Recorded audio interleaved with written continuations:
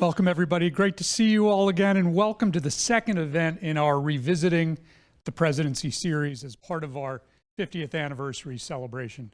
The Miller Center will turn 50 in September of this year, and since September of last year, we've started looking back at the oral histories that the Miller Center has conducted. As you probably know, oral history is one of our two signature programs at the Miller Center, along with the Presidential Recordings Program, that is the program that unlocks the secret Oval Office recordings.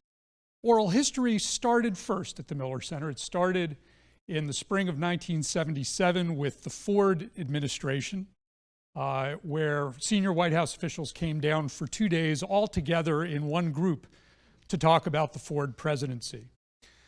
And then with the Carter presidency, we began the format that has come to define oral history at the Miller Center, where we interview senior officials from an administration, and often the president themselves, anywhere from 40 to 130 interviews in the Clinton project, senior White House officials, chiefs of staff, national security advisors, other senior White House officials, and then cabinet secretaries and other senior important officials, including members of Congress and some key journalists who shape each of those administrations.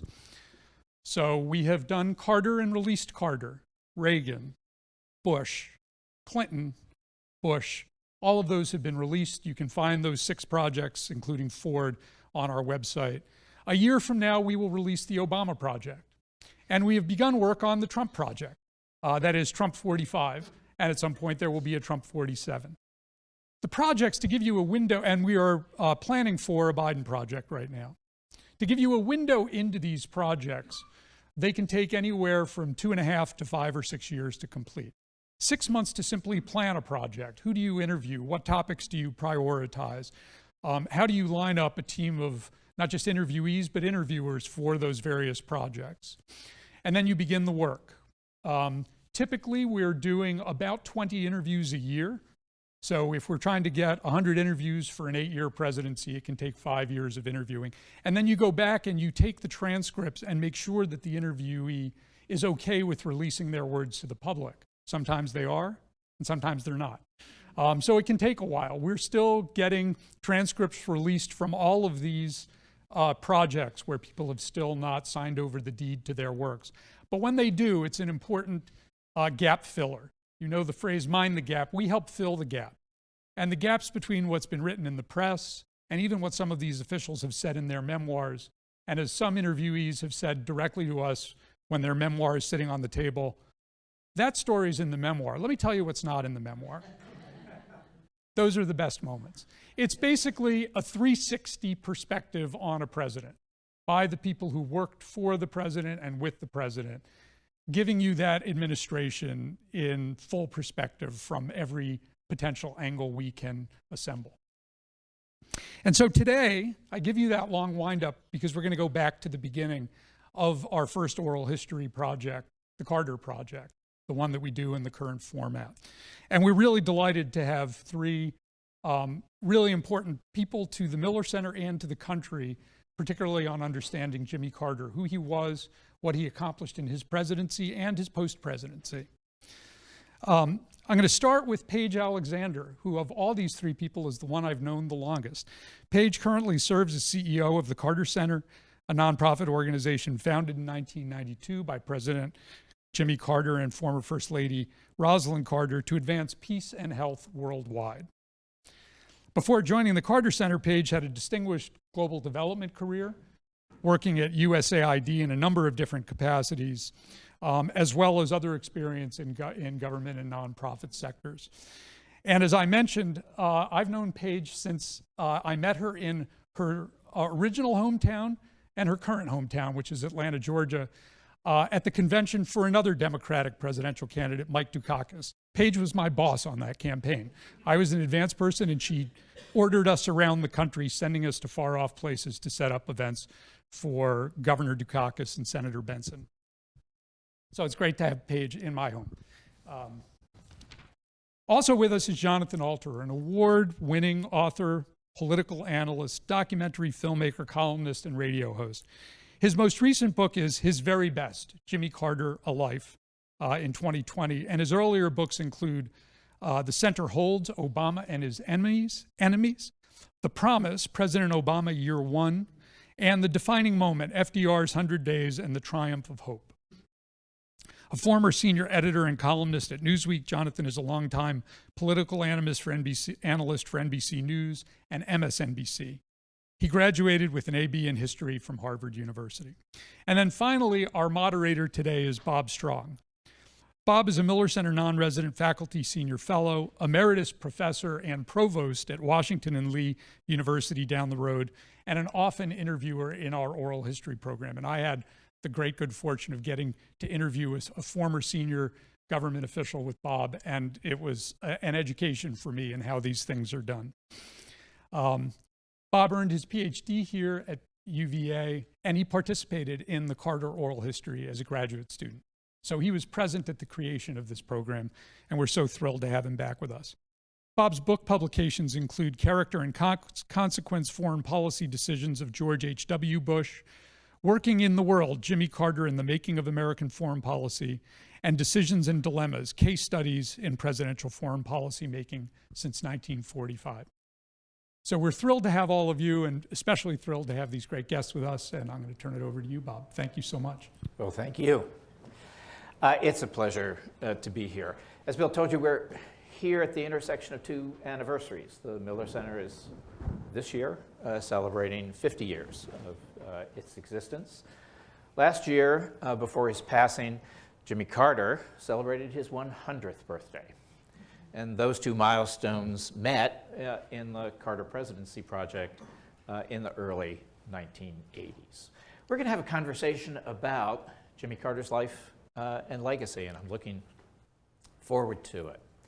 It's a conversation that you can join. If you're in the audience, there are cards you can write questions on. If you're online, there's an opportunity for you to type in a question that we'll also have a chance to see and perhaps take up at the end. The conversation is also going to be joined by Jimmy Carter. We have a couple of clips from the oral history interview he gave in Plains in 1982. And along the way, you'll have a chance to him speaking on his own behalf.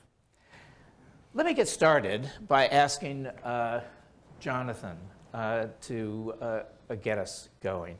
The book that was mentioned, His Very Best, is one I would commend to you. It's an excellent biography of Carter.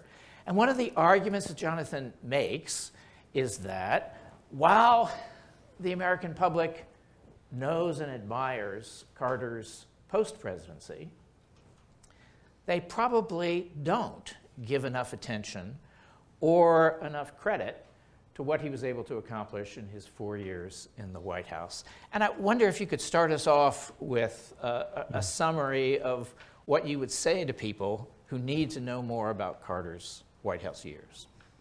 Well, thanks, Bob, and thanks to everybody for listening. I'm honored to be here. I relied on the Miller Center Oral Histories for my book. I interviewed more than 200 people myself, but I was doing it close to 40 years after the presidency, and the Miller Center interviews were much more recent, and therefore people's memories were better, and so any scholar of the presidency must rely on these interviews if they want to do a proper job. So I wanted to make sure that everybody understood that.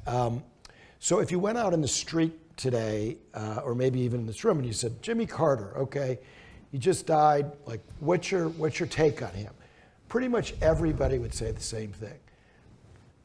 Mediocre president, wonderful former president. And there are some problems with that beyond it just being a kind of a cliche. So I argue that his presidency was underrated, and his post-presidency, in a certain sense, even though he accomplished some really wonderful things, especially in global health, was a bit overrated. And the reason for that is that when you're president, you have real power to change lives And when you're a former president, you can provide inspiration, which he did, and to help light our way back to a sense of decency in our politics. And you can accomplish certain things with your convening power, which is really the only power that a former president has, but not as much as you can do when you're president. So just to talk for a minute about his presidency, my basic take on it is that he was a political failure. He got walloped by Ronald Reagan in 1980, but a substantive and often visionary success. I think some of you know about the solar panels that he put up on the roof of the White House that Ronald Reagan took down. That was just symbolic of 15 major pieces of environmental and energy legislation that, among other things, doubled the size of the national park system, provided the first support for clean energy in this country from the government, the first real energy policy, first toxic waste cleanup.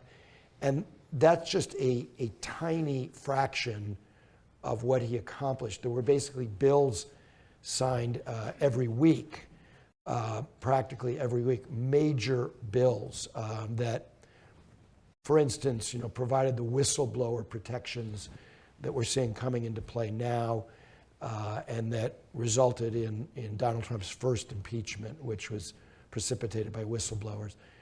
They had no protection before Jimmy Carter. Everything from that to deregulation of the airline industry, which made it much cheaper for people to travel around the country. Deregulation of the trucking industry, which created the first just-in-time delivery system. FedEx and Amazon would not have been possible without the reforms of the Carter administration. The first time you could legally make craft beer, hard to believe, but there were these Depression-era regulations that prevented, independent brewers. And then on the foreign policy side, which Bob knows so much about, and Paige, and we'll talk about, major accomplishments. Camp David Accords, normalization with China, which foundation of the global economy, first human rights policy, which helped undermine the Soviet Union and moved helped move dozens of nations from autocracy to democracy. The Panama Canal treaties, which prevented a major war in Panama, and we'll talk about later on. But my larger point, and then I'll shut up for now, is when I have my journalist hat on, we judge presidents by how they're doing politically. What's their level of, how popular were they? Were they good on TV? Obviously, Ronald Reagan was a much better communicator than Jimmy Carter. But when you're an historian, you have your historian's hat on, you have to look at how they touched and changed lives at home and abroad.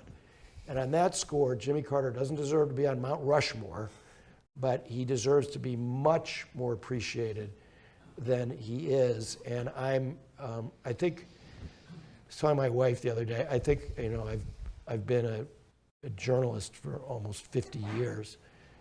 I think of, and writer, I think of everything that I've done, and I think I'm the proudest, and I realized this during the funeral,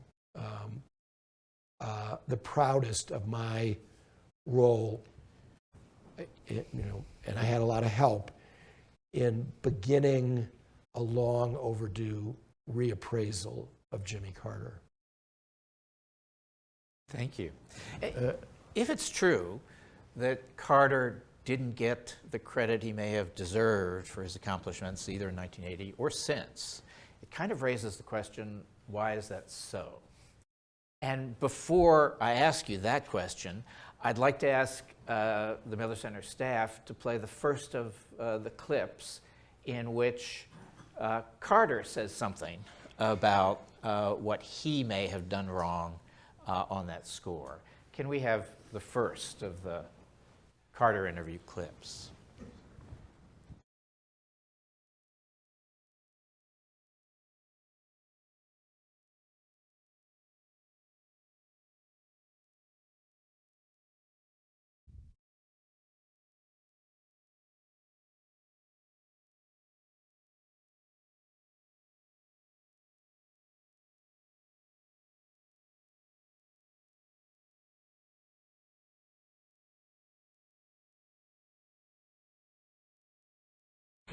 I was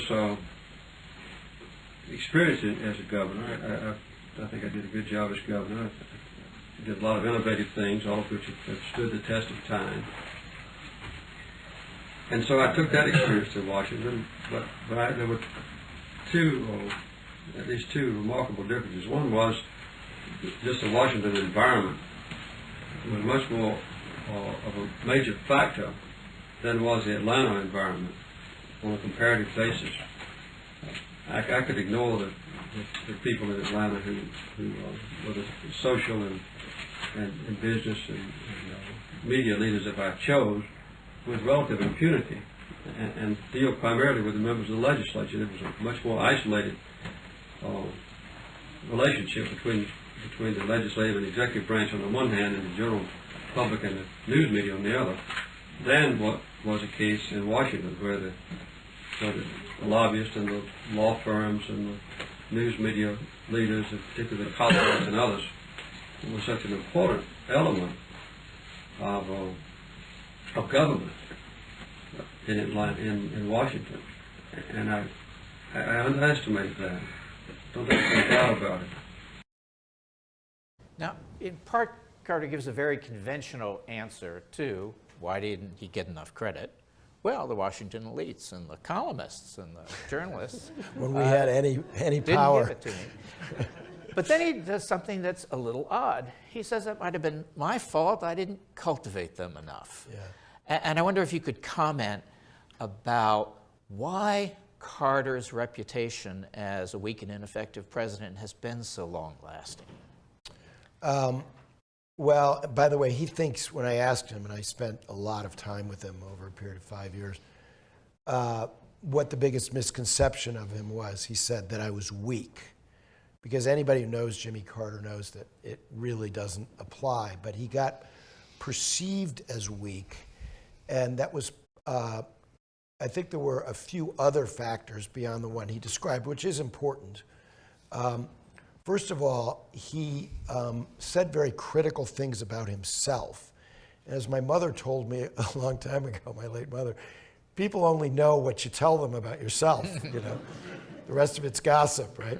And so some of you might remember the so-called malaise speech. He never used the word malaise, but in the summer of 1979, he went to Camp David, assembled all these leaders, people from different walks of life, actually, to tell him what he was doing wrong, why he was failing as president in some respects. And then he went on TV and he repeated a lot of what they said. You know, one governor told me at Camp David, Mr. President, you're just managing the government. You're not leading. He's reading this to, 50 million Americans. And then on the eve of the Democratic Convention in 1980, he gives an interview to Dan Rather for 60 Minutes. That's Sunday, right before the convention opens. And Rather says, you've had your staff evaluating the people who work for you. You have a management consultant in from McKinsey, I think, who's doing all this. They're grading the people in the White House. Grade yourself. And Carter gives himself like B's and C's on the night before the convention opens, right? And then there was oversharing, which again was one of his shortcomings. He, at one point, I'm sorry if anybody's like a little like eating right now, but he got sick. He had hemorrhoids. He had a severe attack of hemorrhoids when he was president. And the press office said, well, we'll say, we'll make something up. We'll say you're indisposed, and that's why you can't come to work. And he said, you can't do that. You're not going to lie about it, and we've got to we have to tell the truth. He exaggerated some, but he was a truth teller. He promised to tell the American people the truth, and most of the time he did. And he didn't tell any whopper lies, as we've seen more recently. So he just didn't do that, and so he actually had them tell the truth. And then there were some horrible photo op type things, not really photo ops, but he was seen collapsing when he was running in a race. He was seen being attacked by a killer rabbit. Meanwhile, the right wing is just pounding him every day for being weak, even though he's increased defense spending, even though the Soviet invasion of Afghanistan, as we've learned from Soviet archives, had nothing to do with their perception of Carter's weakness. But they created this myth, and then just to finish, what happened was the Democrats, after Carter was president, they shunned him.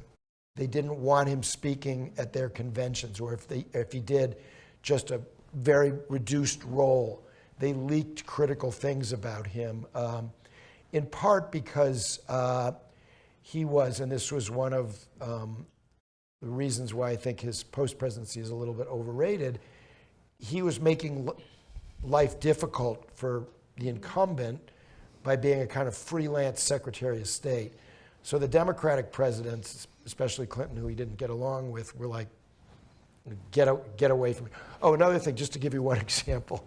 So on the eve of Clinton's first inauguration, Carter gives an interview to the New York Times where he says, I sent Amy to public school in New York City, and President Clinton should send Chelsea to public school. She was going to private school. The decision had already been made, and the Clintons were furious about this, and they kind of stiffed them at the Carters at inaugural events, and that was just one of the many kind of points of tension between Carter and his successors.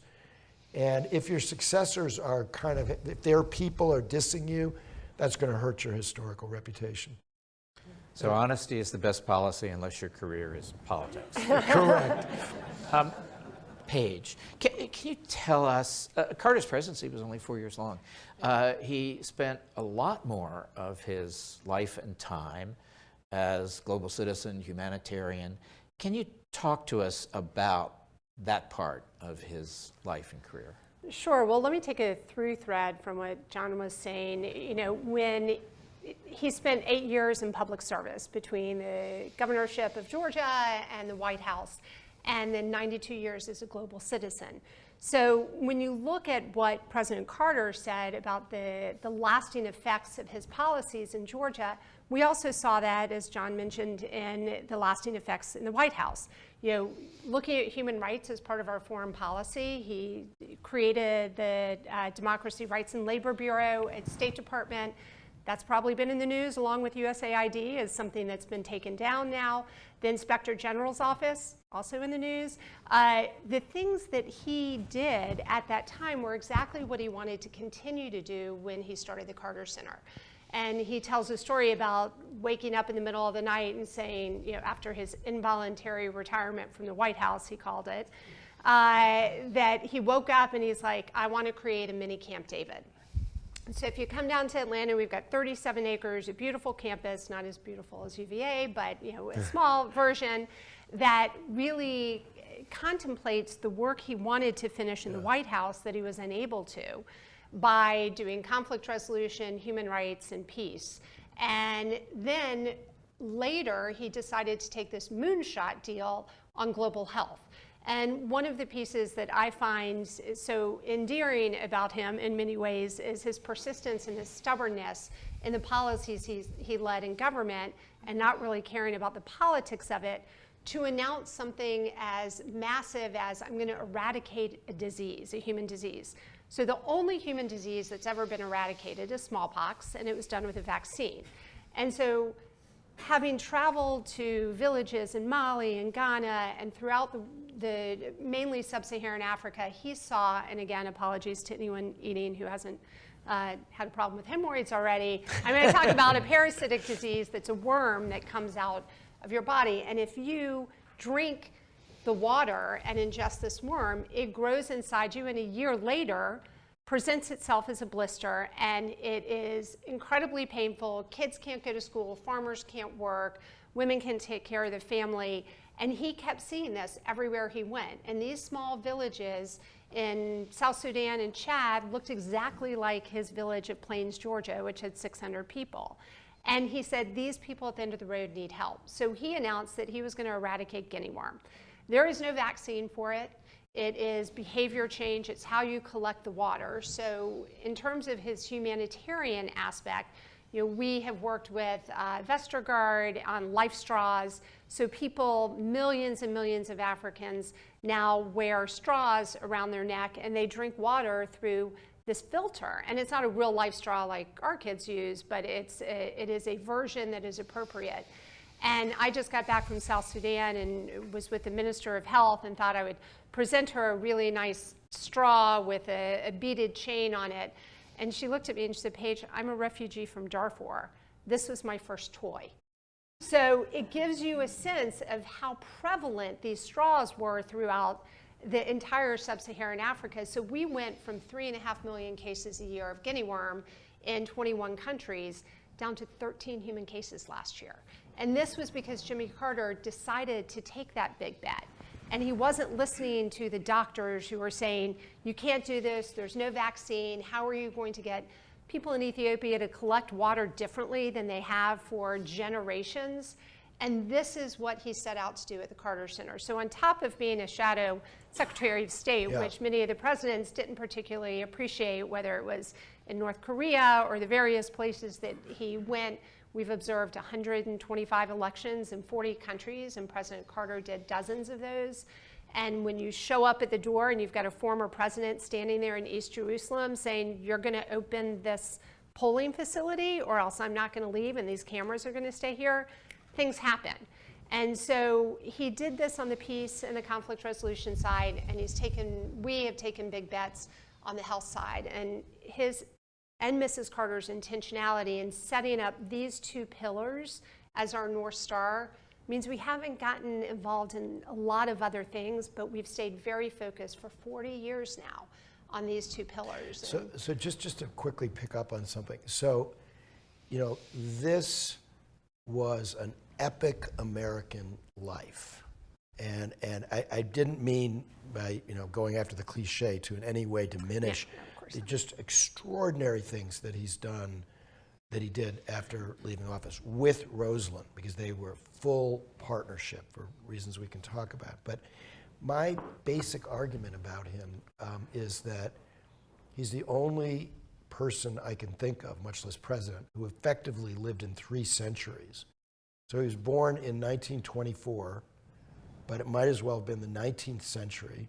No running water, no mechanized farm equipment, no electricity. And they were one of the better off families in the whole area. They still didn't have these things. Barefoot for most of the year, living under a system just one step up from slavery. Then, of course, he's involved in all the important movements of the 20th century. And, particularly, I would say, people assume civil rights. Yes, he brought the first true diversity to the federal government after integrating Georgia state government, moved the federal government from tokenism to diversity. But for women, he appointed 5 times as many women to the federal bench as all of his predecessors combined. 5 times as many as all of his predecessors combined. So he's involved in all of the major issues and movements of the 20th century. He's president in the 20th century. And to your point, he was active with Rosalynn in conflict resolution, global health, and democracy promotion, which you could argue, along with the environment, which you're also active in, are the major issues of the 21st century. And he kept that up until, 3 years ago. And, he's in his 90s. He's off, fishing in Siberia, and then, meeting with global leaders trying to get them to behave better. This is a guy who really was, even when he was recreating, he was never on Miller time, to use another Miller reference. He was all in all the time. And when I asked his son Jeff at one point, if you could use one word to describe Jimmy Carter, your father, what would it be? And he said, intense. And that's what I think the public really didn't see behind that smile. And I want to ask a follow-up question for both of you. Can you give a specific example of one of Carter's political successes that was really anchored in an important character trait that he had, and an important failure that, again, tells us something about who he was, what his limitations were, and for his work after the White House, a kind of similar question. Mm-hmm. Where did he make a huge difference, and what was it that mattered? And where was he weaker, and what's the character trait we should take from that? Do you You want want to go to first? start? Yeah, well, let's go in order of his strengths and weaknesses during presidency and then post-presidency. Okay, Because I think they're going to feed All off right, each other. so a lot of times people's weaknesses are the flip side of their strengths and vice versa. And so I think many of you have heard that Jimmy Carter was often accused of too much attention to detail, right? Micromanaging too much. And managers will tell you you shouldn't really do that. You're undermining your people, and there's a lot of reasons not to do that. And indeed, when he was governor, I found examples of his micromanaging that didn't help him. But when he was president, I learned that the attention to detail, which is a major character trait, was central to many of his successes, especially Camp David, the Camp David Accords, which most durable peace treaty since World War II. Imagine if Israel and Egypt were fighting each other right now in the Middle East. You know. The Alaska Lands Bill, which only was approved, doubled the size, as I said, of the national park system because of Carter.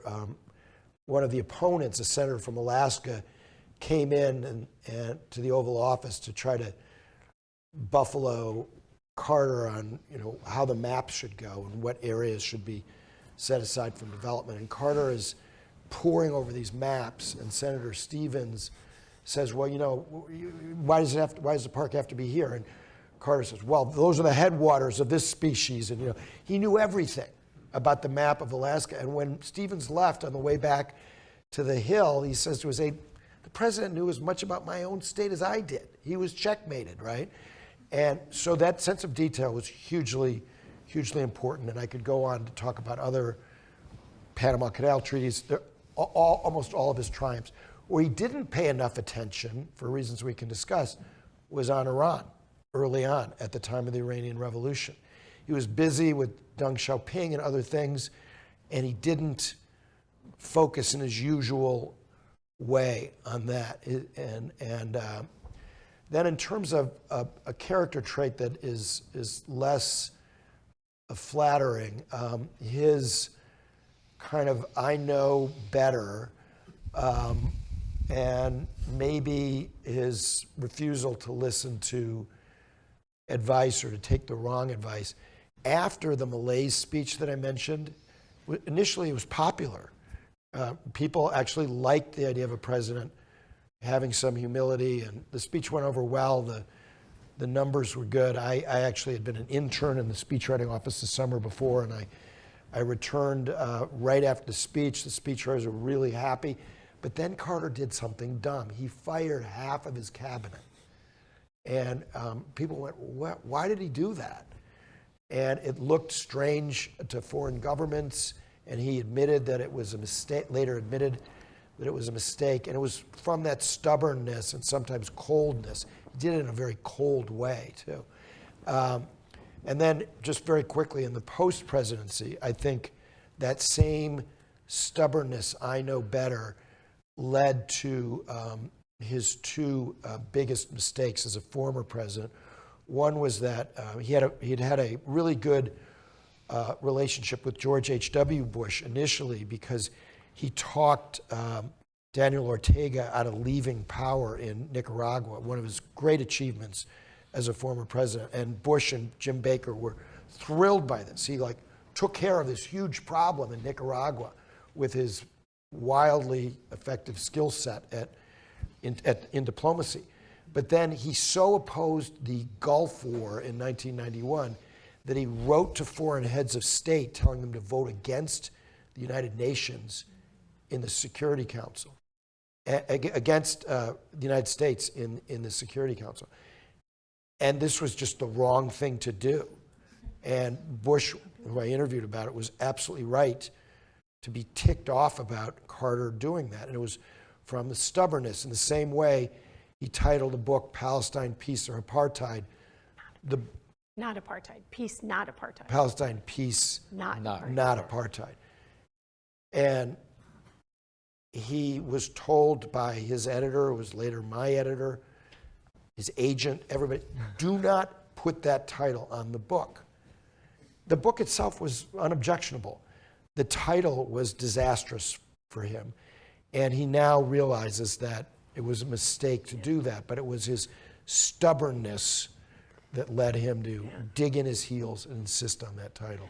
And I'm not sure he realizes it's a mistake, because my very first interview with President Carter went down to Plains, and he starts the interview with, "So I understand you're Jewish."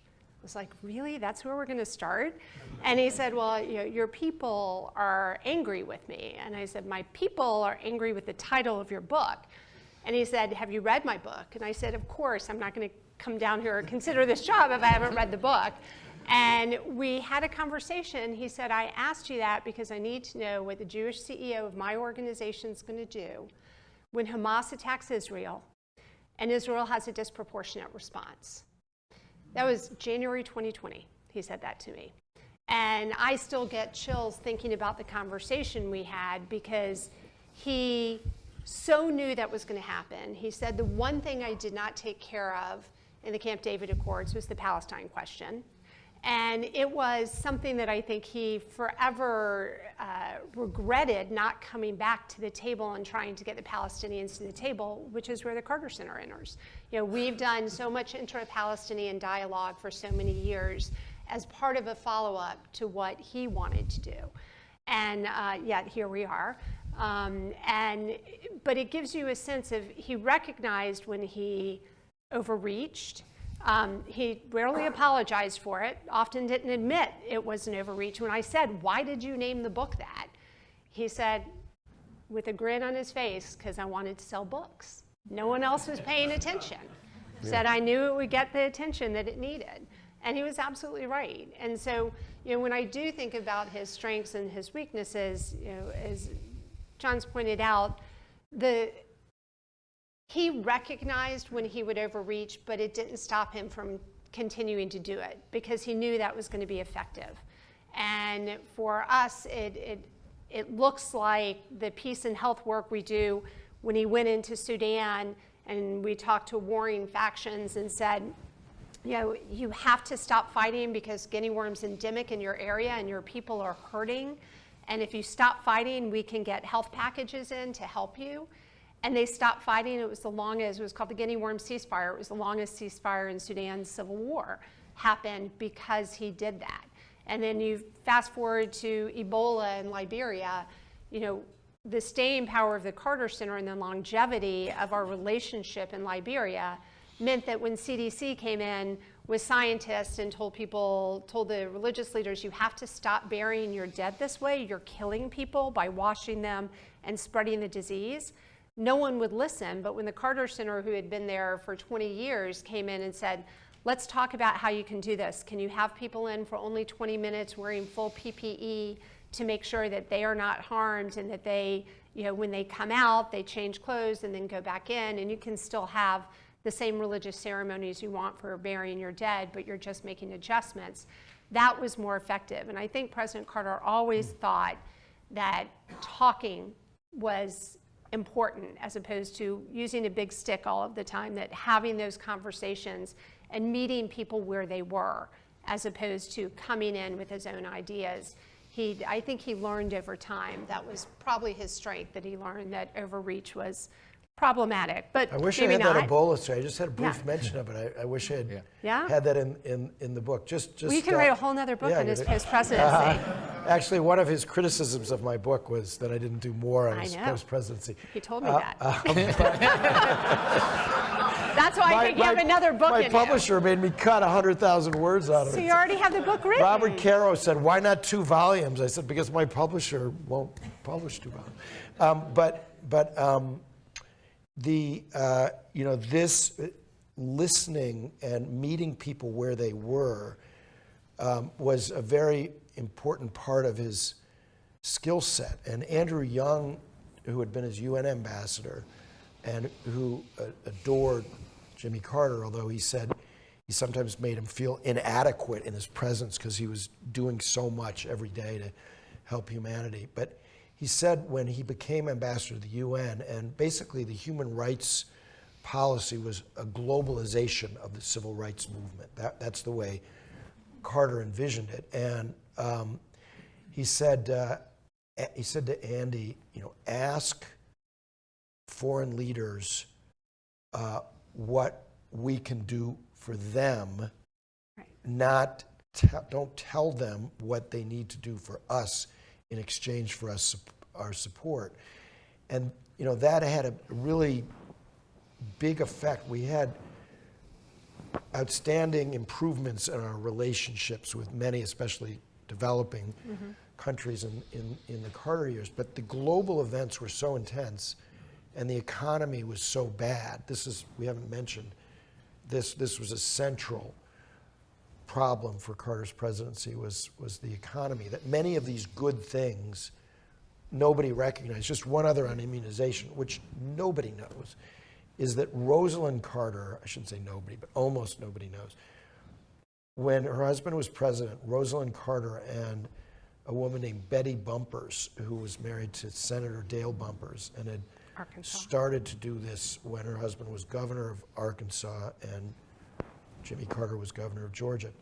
They went around to dozens of states and spoke to their state legislatures and met with their governors and leaders, and basically in close to 50 states got vaccination made as a requirement for entering public school.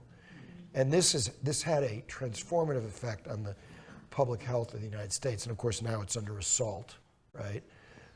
But if you think of the lost work days by parents not catching measles from their children, or however you measure it, major public health accomplishment that was item 250 on Carter administration accomplishments. Yeah, and just on Rosalind for a minute. Sorry, you're going to be. No, please. Sorry you laughed us. This is the two of us can keep going. Get excited about this. One of the things that Rosalind also did was focus on mental health, and she got President Carter to focus on mental health. And for 50 years, she was trying to insist that it be destigmatized. She had seen what mental health illness was doing at the end of the road in Plains, Georgia, with members of her family and the community. And so COVID really opened up the aperture for people to understand that, that mental illness should be treated the same parity-wise. Insurance companies are now required to do this. If you break your leg, you can have insurance. If you have a mental crisis, you can have insurance. And this was one of President Carter's benefits, is he listened to her. He recognized that this was a really big part of the EQ that he lacked, the emotional understanding that he lacked. She was, and I think John says this in his book, a better politician in many ways, because she recognized how to read a room. She recognized different pieces of that, and he listened to her. So I think that was a strength. And that bill, which passed in the fall of 1980, where she worked with his arch rival Ted Kennedy, was the first major mental health legislation ever passed in this country. And Reagan defunded a lot of it, and then Obama, it took until Obama before they actually got the provisions of the 1980 Mental Health Systems Act as part of the Affordable Care Act, and a lot of what Rosalind had done all those years ago was finally implemented. Yeah. But there are many other stories like that, but it was a journey. I mean, they knew each other for 97 years. Ms. Lillian, Jimmy's mother, was a nurse. She delivered Rosalind Smith, and then she brought her 2-year-old toddler over to see the new baby in 1927. And so they didn't start going out until a little bit later. 15. but when he was at the Naval Academy, and they were married for 77 years. And I was told, they don't actually have statistics, but I was told that by somebody who understands, these sorts of demographics, that you could probably count on two hands the number of American couples who've been married for that long. They had an extraordinary partnership, I think unlike any in American history. And although, she's not seen as being as well-known a first lady as Eleanor Roosevelt or Hillary Clinton, Nancy Reagan, in terms of influential, because she had, she was the most, I would argue she was the most influential first lady in American history on her husband. In part because of the closeness of their marriage, even though Paige and I both saw them bickering at various points. I'd like to come back to the Carter interview, play one more clip, the third clip in our series, because it's related to what you've just been talking about, in which Carter says, Rosalind gave me good advice, and I didn't take it. Sometimes.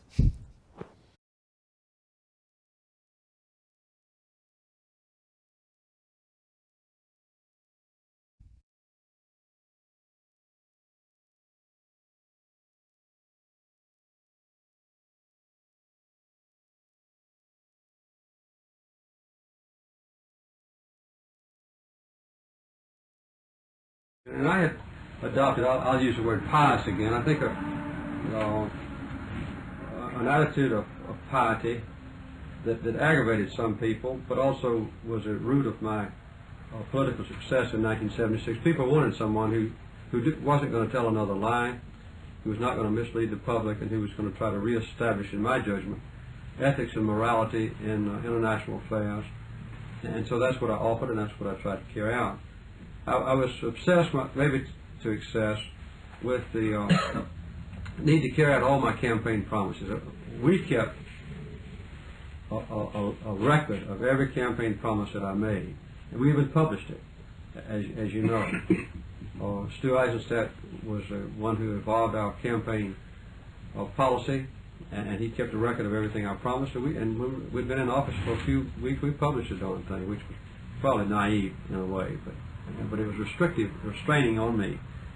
And I would go over with Stu Eisenstadt and with Jack Watson Ham every now and then a list of the things that we had promised and when we thought we could fit them into our agenda to get them accomplished. And then there's a follow-up. And we were in a different time. The press was inquisitive. There was this sense of distrust. Confidence in government was shaken. I felt a particular need to reassure people that we were honest and benevolent and moral. The human rights policy, I thought was kind of one way to epitomize this new attitude. So I'm not claiming that all those attributes were well advised or right, but that's the way we looked at our responsibilities, and we tried never to deviate from it. And a lot of my advisors, including Rosalind, used to argue with me about my decision to move ahead with the project when it was obviously not going to be politically advantageous, to encourage me to postpone it until a possible second term and so forth. It just was contrary to my nature. I felt like I was, I just couldn't do it. His voice fades off at the end. And he's saying, I know I was doing things that were unpopular. Rosalind told me. She wanted the Panama Canal Treaty in the second term. Yeah. And she had other similar advice. And he got excellent political advice from Hamilton Jordan. He knew he was doing unpopular things. He wasn't naive. He wasn't ill-informed. He just went ahead and did them because he thought they were right. That's unusual, isn't it, among presidents and politicians? Well, I will say one of the things President Carter told me, and I know he told every president after him when he would do the visits, he would say, you have to take care of the Palestine problem. It'll haunt your administration forever if you don't. And they all said to him, that's a second-term issue, including Biden when he came down in 2021 to visit President and Mrs. Carter in Plains. And so he was always chock full of advice of things that he had wanted to finish or things he had wanted to accomplish. But the politics are different now. And even though with the first clip, he was learning that Washington worked differently than, backwater Atlanta, Georgia in the early 70s, he never fully learned some of those lessons. I mean, I had a discussion with him when I came in 2020.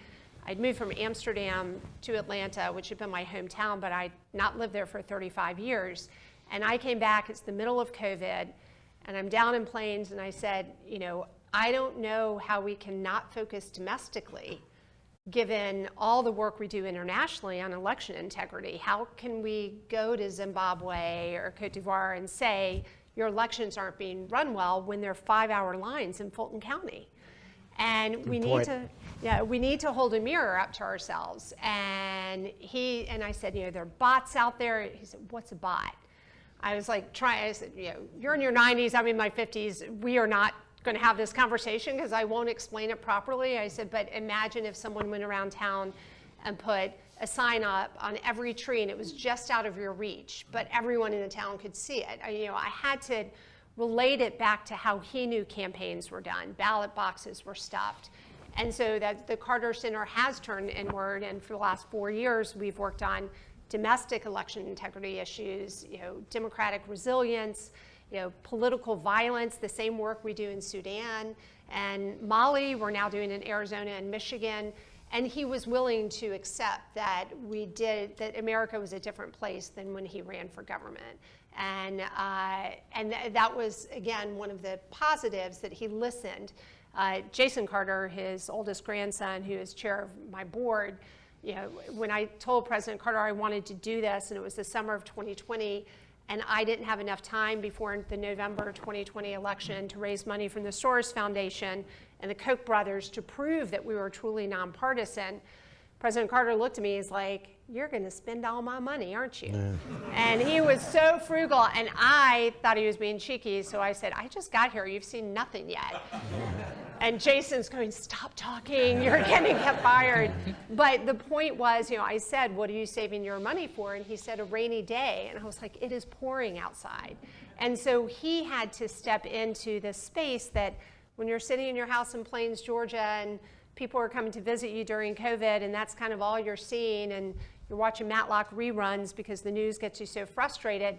He was not as in tune, in his last 5 years to be able to decide on these things, but he trusted people. And I was fortunate enough that he trusted me and he trusts his grandson, Jason. And so we've made those decisions, and it's been an interesting way to move forward from a founder-led organization to a founder-inspired organization for us. Well, he was the only president ever to quote a school teacher in his inaugural address, Ms. Julia Coleman. And the quote he used, I'm not getting this exactly right, was something like, we must always adhere to enduring principles, but change with changing circumstances. And he was always open until very close to the end to learning to do new things. He taught himself how to be a poet. He wrote a novel, and he brought people in. The novel wasn't very good. Some of the poems, not too bad, especially about his early life. And he learned to ski when he was in his 60s. And Rosalind joined him in these things. So they were always trying to kind of stay up on things together, even though they often had different takes. So at one point they tried to write a book together about doing well, after 50. It's called Everything to Gain. And they were quarreling so much that an editor had to come down from New York and say, all right, well, we'll have this page say JC at the bottom with your version, and this page say RC at the bottom with with your version. But self-improvement was a huge part of their lives. And he wrote 30 books. One of the best ones is about his woodworking. He was a master woodworker, and the furniture that he built for their modest home in Plains, and then they had a cabin in North Georgia, he built it all. And I have a picture in my book that I took of him, short shorts and Crocs, like his grandson said at the funeral, and he's standing in front of this beautiful chest that he built. So it wasn't always saving the world, but they were traveling all over the world, sometimes dodging bullets. You mentioned Liberia. At one point, there was ground fire when their plane was landing, sleeping, on pallets far away from the capital. People know about Habitat for Humanity. He was chair of the board. It wasn't his organization. It was started by a friend of his, but he popularized it. And on the first Habitat build outside of Georgia, which ended up on the front page of the New York Times, and now Habitat is the largest builder of nonprofit housing in the world. I think that's right. But so they take a bus from Georgia all night. The former president, he's just 2.5 years out of office, is on this all-night bus. Then they get on the Lower East Side, they're rehabbing this building, and they're staying overnight in a very dingy church at the entrance to the Lincoln Tunnel. And there's only one bedroom in the vestry, small bedroom, and everybody assumes that the Carters are going to stay there. There was a couple on their honeymoon coming to build this house, and the Carters said, let them stay there, and they slept in the bunk beds in the vestry. So all of this, look, no politician is humble, right? It's a contradiction in terms. Jimmy Carter was not humble, but he was extraordinarily modest. And that was not, when he was president, people thought it was made up. He was carrying his own bag, so ostentatious. But it was true. The modesty was real, and the devotion to helping others, which they did with such great success, was genuine.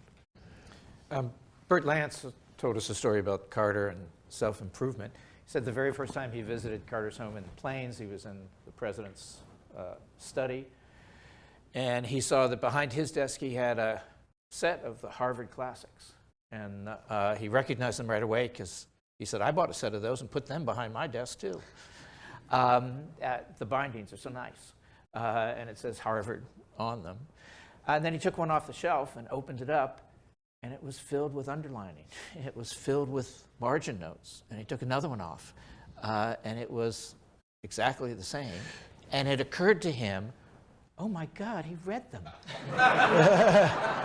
Well, just to give you another quick example of this, so I found in the files at the Carter Library the journal Nature, that scientific journal, 1971.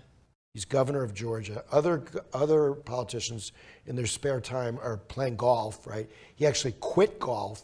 He had been when he was in the Georgia State Senate, he had been, a pretty decent golfer, and Rosalind said he would never been elected to the Senate if he hadn't played golf in other parts of the district and met people there.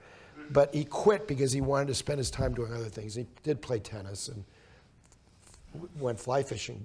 But I found in the journal Nature all these underlinings and margin notes. And you know what the article was about? Carbon pollution, global warming.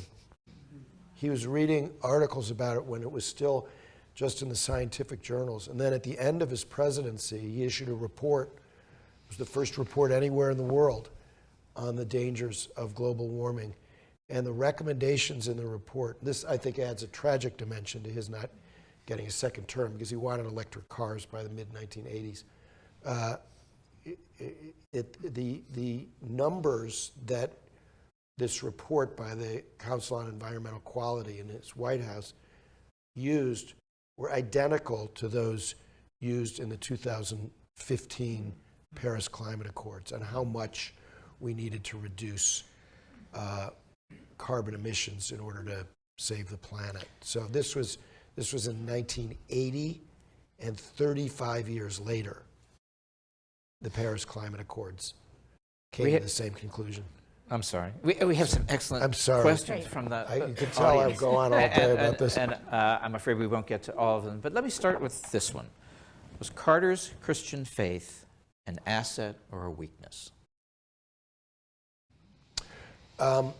So I think it was a huge asset, and not just because he, in that clip you just heard, described it as instrumental in his getting elected president in the first place. You know, this was right after Watergate in Vietnam, and he came along as this breath of fresh air, and I don't think he would have been elected without Watergate in Vietnam and the crisis of faith and trust that Americans were experiencing. But his presidency was also hurt by Watergate in Vietnam because the reporters all assumed he was a crook like Nixon, you know, when he wasn't. He says that without the Abrahamic faith that he, Menachem Begin, and Anwar Sadat shared, there would have been no Camp David. And in terms of his own motivation, what made him tick, faith and prayer, he prayed many times a day, were central. In 1968, and this was a revelation to me when I was learning about him, he went door to door for Jesus in Pennsylvania and Massachusetts. And in Mexico City, too, I think. well, that was, these were actual missions. These were Baptist missions. In Mexico City, I mean, when he was president, he would sometimes talk to leaders about faith, including communist leaders, the communist leader of Poland. But he was a strong believer in the separation of church and state. And you know, one of the issues that Reagan used against him was he denied Bob Jones University a tax deduction because they were so discriminatory. And his first major piece of legislation, really his only major legislation as a Georgia state senator, was to get into the Georgia state Constitution something close to the First Amendment in the U.S. Constitution. He was a strong believer in that separation, but also the most devout and pious man ever to hold the office. But I would also say it was not singularly about his faith, because he and Mrs. Carter read the Bible every night in Spanish before they went to bed. That was, you know, because his faith mattered, but he also wanted to be able to speak Spanish better. So, you know, so if you want to hear, just very quickly, so last week were the Grammys, right? Yeah. Carter won posthumously a Grammy for spoken word, and it's called Last Sundays. And I was like thrilled. I didn't even hear about this till later. When Jason got on stage last week and he, you know, talked about this award, he said, you know, we have like John Batiste, Darius Rucker, Leanne Rimes, Jonathan Alter. It's like, what? Because I wrote the liner notes. But the reason I was very intent on doing that, and when a guy named Kabir Sigal, who was a very close friend of the Carter family, orchestrated this album, is that these Sunday school lessons, even if you're Jewish like I am too, they are wonderful to listen to. And they're full of wisdom. They're not sermons.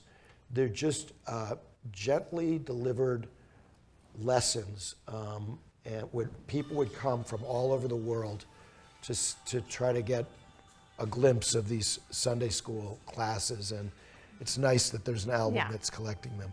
Yeah, it's wonderful. Sorry, that sounds like the music they play to get you off stage. And here's another question. Can you say something about the Panama Canal Treaty and what makes Trump think he can just take it back? Let me do that. You know, first of all, if Trump does that, there will be a war, full stop. Yeah. So at the time, and it will go badly for the United States. It'll be like a sucking wound, a Vietnam, open sore Vietnam in Central America. Why? So, you know, in 1977, when he comes to office, Gerald Ford had started to negotiate, actually it began under Nixon, this treaty for turning over the canal back to the Panamanians. Ronald Reagan had come to prominence arguing against the Panama Canal. We built it, it's ours. And cooler heads in both parties said, look, it's on Panamanian soil, and the canal zone is really imperialistic for us to be, in the middle of their country. And so Rosalynn said this is a second-term issue because 2/3 of the country was against it, but it required a 2/3 vote in the Senate to approve it. It was the heaviest of heavy political lists. 7 U.S. senators lost their seats, at least in part, because of their courageous votes. And Howard Baker, the Senate Minority Leader, sided with Jimmy Carter, as did the actor John Wayne, which helped a lot.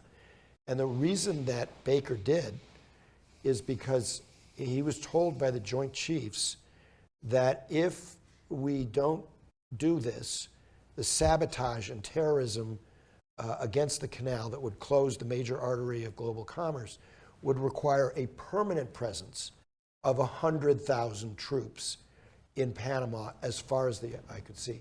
So if Donald Trump actually does this and says we're going to take it, he'll need 100,000 troops to back him up. It's as true now as it was in the 1970s. Yeah, 74% of what goes in and out of the Panama Canal is either coming to the U.S. or coming from the U.S. And I don't know how these facts are not understood or known in a way that recognizes what a shutdown would do, or anyway, I won't go there. They closed a hotel. Trump didn't pay taxes on a hotel in Panama City, and that's partly why he's bitter. It's now a Marriott. His name's not on it anymore, and that's part of his bitterness. And then there is this issue with these Hong Kong companies that have a couple of ports, and it may be, just to be a little more optimistic, it may be that if they can get those Chinese contracts renegotiated, that Trump will back off. I certainly hope so. It was ironic that the best thing the United States could do to protect the Panama Canal was to give it away. Yeah, I asked somebody in the Reagan White House, just very, very quickly on this. So Reagan, he almost won the nomination in '76 because of the Panama Canal. So when you got in, why didn't you abrogate the treaty? You were so against it. And this senior aide said, well, because Carter was right, and why would Reagan do that? We had a question about Carter as a Christian. Here's a question about Carter as an engineer. Engineers view the world as it works or as it doesn't. They are goal-oriented. They want results. Is that why he was so focused on fulfilling promises? I'll take the first part of it only because having seen him in action as my boss and an engineer, I would present something to him. The domestic work was one of them, and he gave way to that work that we're doing now. But another one was called Inform Women, Transform Lives. It was a campaign we wanted to do, and he said, show me the proof. Show me that women are really, truly not having access to information.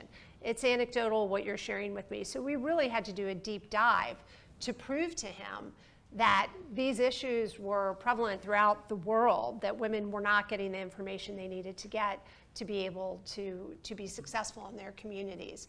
And he said to me, I'm an engineer, I'm always going to ask you for proof.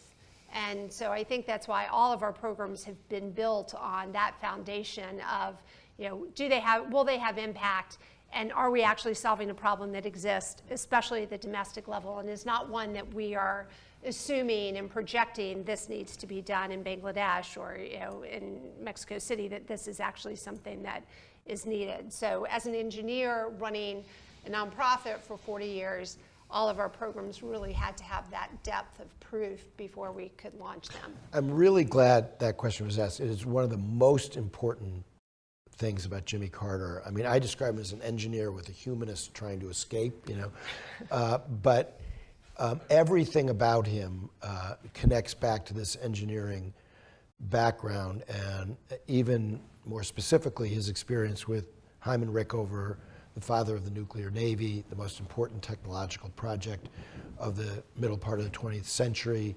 Colin Powell would say that Rickover's nuclear navy won the Cold War because we had subs that could stay underwater, and for a long time the Soviets didn't.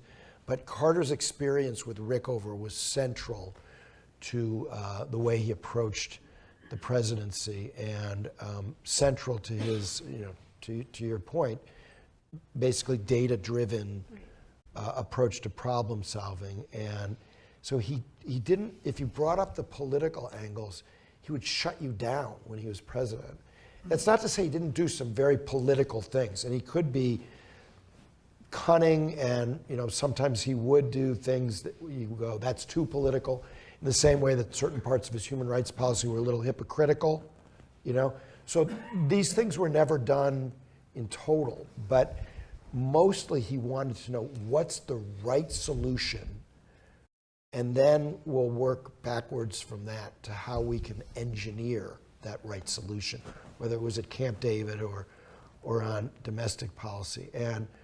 And so, like, when he thought, and this was arguably the thing that cost him the presidency as much as anything, when he decided to appoint Paul Volcker as the chair of the Fed, Volcker then jacked up interest rates that really, really hurt Carter as an effort to bring down inflation.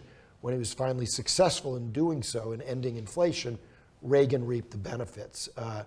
But what Carter wanted to know from Volcker, not that he was going to interfere with him, but he wanted to know why Volcker thought that this particular policy would work. And then when Volcker said in his interview, "I'm going to be independent. I'm not going to think about your fortunes," Carter appointed him anyway. And Bert Lance, said he mortgaged his presidency to Paul Volcker. And he wasn't necessarily wrong in doing that, but it was because he thought that on the merits, Volcker could do something about inflation, which he did. It just took too long to help Jimmy Carter. You're burying the title of your book. Rickover. Yes. That's a great Thank story. you for, can I just quickly tell that? Yeah, it's a great story. So Carter's in the Navy, he's going to the Naval Academy, he joins the submarine service, and he interviews with the legendary Admiral Hyman Rickover. To call him a curmudgeon is a gross understatement. So Rickover would do things like he'd say to somebody who's interviewing, "Go open the window," and the window would be nailed shut. He'd just want to see how the guy reacted. Or he'd say, "Do something to piss me off." And like people are going, what can I do? And this one guy swept everything off Rickover's desk. He said, "You're in." Right? So, and he would ask like really hard questions. So Carter says he's interested in classical music. And they start talking about Wagner and, which movement do you like in something that, so then, so he doesn't think the interview is going that badly or well. He's kind of answering Rickover's questions. And then Rickover says, "Where'd you stand in your class at the Naval Academy?" And Carter said, "I was 39th out of 600. Carter thought that was pretty good. And Rickover looks at him and he says, "Did you do your best?"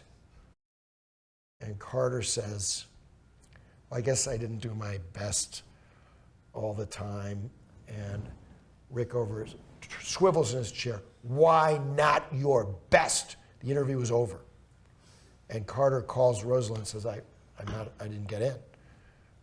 And Rickover let him in because he had been honest. And I argue from that day in 1952 to the end of his life, he always did his very best. And that's why I call the book his very best. Well, we are unfortunately out of time. We have just enough time to thank our two guests for their time.